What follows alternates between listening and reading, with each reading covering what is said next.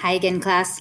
So in our last video, we were talking about what gross pay is, and we built our formula so that we can calculate it and we can figure out how much money we are owed based on the rate that we're given and the number of hours that we ended up working.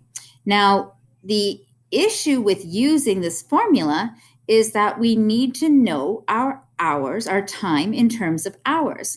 And sometimes we end up knowing our time in terms of minutes or hours and minutes.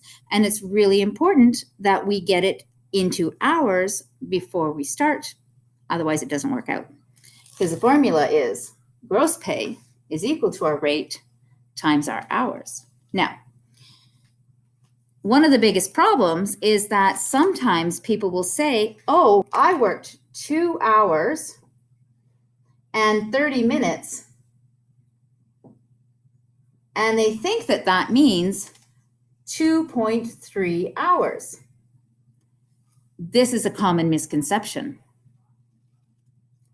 30 minutes is actually half of an hour, and half can be changed into 0.5. We know that because when we did our fractions, we know that 1 divided by 2 is equal to 0.5, right?